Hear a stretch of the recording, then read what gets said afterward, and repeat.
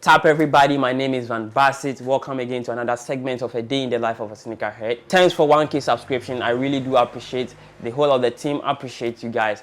Thanks for supporting us from day one. Let's keep the fire burning. Today, I just want us to do some few touches on some top 10 iconic sneakers which has been on the market. Some of these sneakers have been in existence for more than 5 decades now, but are still doing very good on the market. Guys, stay tuned. This is a big one.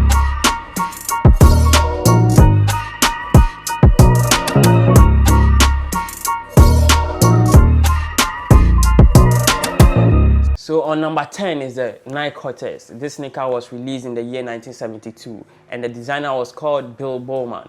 So yeah, Bill Bowman wanted to create a shoe which was more comfortable and durable. At the peak of the 1972 Olympic Games, he released this sneaker, and then just after the games, the sneaker caught attention of the general public and everyone wanted to rock in that. Everyone was just jumping on the Nike Cortez. Until now, trust me, the Nike Cortez is really doing well on the market. My favorite colorway of the Nike Cortez is the one which comes in white and red. On number 9 is the Adidas Superstar. I call it the Samba 85. Samba 85 because it's one of the best sneakers Adidas has ever produced to the general public. This sneaker is a low-top athletic sneaker which was released in the year 1969 by the multinational German company Adidas. It was actually released as a low-top pro model of a basketball sneaker. And ever since this sneaker was released, over 53 years now, it's really doing well on the market. And I think everyone likes Adidas Superstar. You can't tell me you don't like Adidas Superstar, especially if you are born in the 90s and also in the early 2000s. Everyone was just swagging up in the Adidas Superstar. This sneaker has the 3 stripes, which is the Adidas tradition at the side of the sneaker, and most of them comes in leather. I think it's so dope and very simple that you could match up with anything you're wearing. Mostly we used to swag it up with our baggy jeans and stuff, and it's really still doing well on the market till date. So I think it's part of the iconic sneakers which has ever been made in the sneaker industry. On number 8 is the Air Max 1. This sneaker is really a sneaker which I personally love. It was designed by Hatfield in the year 1987. This sneaker actually was the first sneaker Nike introduced the air unit, which some people call it airbags, or I don't know how you will call it, but I call it air units. The Air Max has been doing very well on the market. It has been on the market for more than 37 years now, and it's still doing very well. And now we have a lot of editions of the Air Max 1, such as the Air Max Sparta, the London blueprints and stuff. So I think Air Max is really a dope design which has ever been made. And big shout outs to Hatfield for producing this everlasting design. I love it, and I'll recommend an Air Max to be the best air-run shoe ever on the market, especially the Air Max 1. So number 7 is the Adidas Stan Smith, formerly known as Adidas Robert Khaled. This sneaker was actually produced in the year 1965. This sneaker is so dope, very simple in design. The fact that Adidas did not go for the 3 stripe in this particular design, they used perforated holes on the sneaker which represented the 3 stripes, and I think that's so dope. It was something new Adidas was trying to do, and it really helped this sneaker so much. On top of this sneaker, we have Stan Smith's picture on the sneaker, and I think that's a very good idea because it pays a lot of references to Stan Smith. Because I think anyone who grabs an Adidas Stan Smith will try to go research about Stan Smith because he has his picture was on it, and I think it's a very good thing Adidas really introduced into the sneaker game, and the sneaker has really done well on the market. Ever since it was produced, people still love it. People use it on formal occasions and casual occasions, and I think I love it so much. It's really doing well, and it's an everlasting sneaker which would ever exist on the market. So on number 6 is Air Jordan 3. Anytime I mention this particular sneaker anywhere, I'm so happy because it has a lot of history behind it.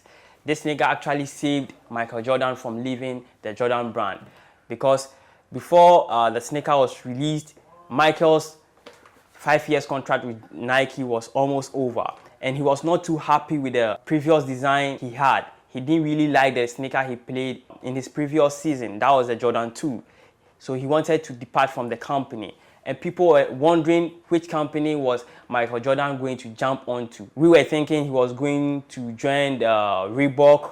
Some people were saying he was going to join adidas. But Michael Jordan didn't really give his final state before Tinker Hatfield stepped in and showed Michael Jordan a unique and very dope design, which was the Air Jordan 3.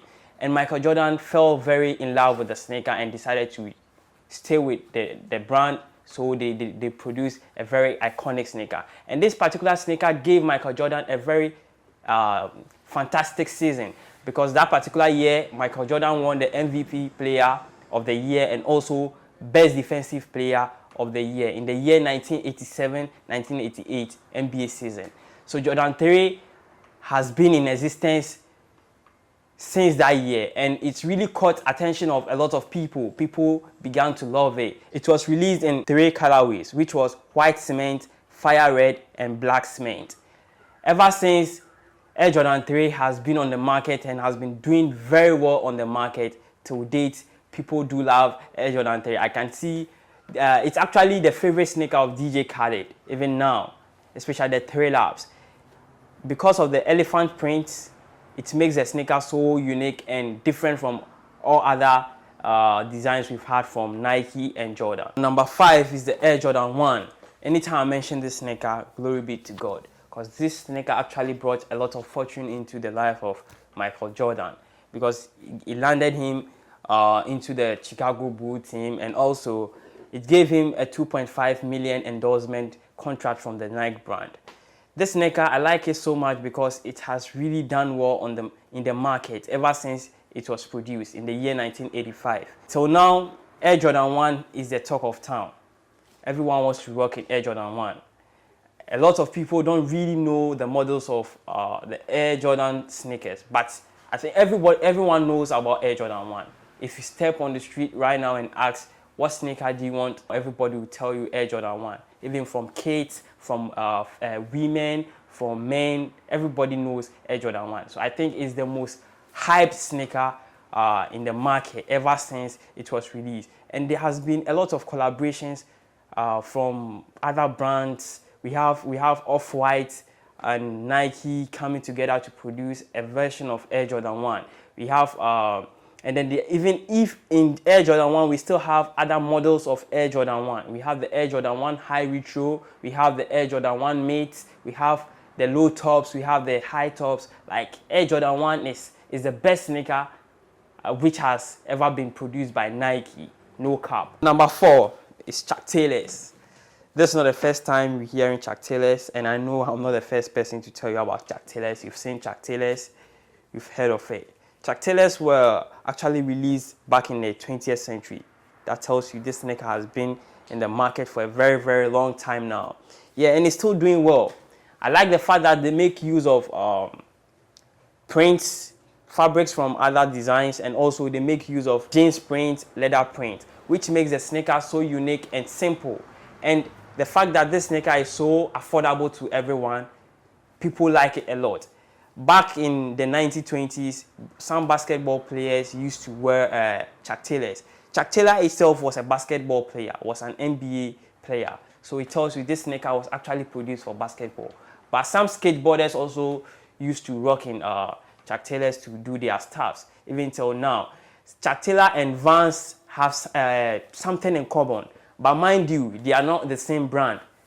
Chuck Taylor is a sneaker which is being produced by Converse All Stars, and Vans is also a company on its own. So Vans and Chuck Taylors are different companies too. They do everything differently. They are independent bodies together. Chuck Taylors, even though they've been in the game for a very long time now, they are still doing very well because they are very affordable to everyone to just cop, and then they make you feel good. Mostly we see high school kids wearing Chuck Taylors. We see the universities wearing lots of Chuck Taylors. Like, Chuck Taylors are dope. If you want any affordable sneaker to just hook on, just look no further than grabbing Chuck Taylors. So number 3 is the Air Jordan 4. Air Jordan 4 is actually my favorite too. I like it so much. My favorite is the Lightning. Last year they dropped one wild one, which I did a review on, which was the Red Thunder. It's actually also a dope sneaker. Air Jordan 4 was originally released in the year 1988, but this sneaker was much anticipated after 1 year in the NBA games. That was the 1989 season in NBA. This sneaker was much anticipated. It was actually designed by Tinker Hatfield. Tinker Hatfield is one of the renowned world designers, sneaker designers. If you know much about sneaker culture, there is no way you wouldn't pay homage to Tinker Hatfield. Tinker Hatfield has been behind most of the dope sneakers we have in the world today. And Air Jordan 4 is not an exception. It's so dope. Everyone loves Air Jordan 4, me myself. And today we have so many colorways of Air Jordan 4. We have the Red Thunder, we have the Lightning, we have the collaboration with Off-White. Like, this sneaker is so dope.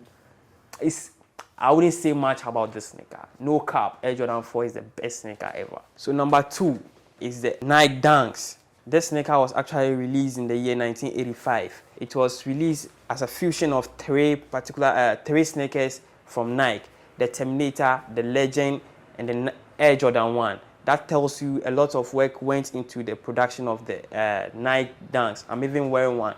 This is a Panda. From 1985 straight down to 2022, this sneaker has really been doing well and has been released in so many colorways.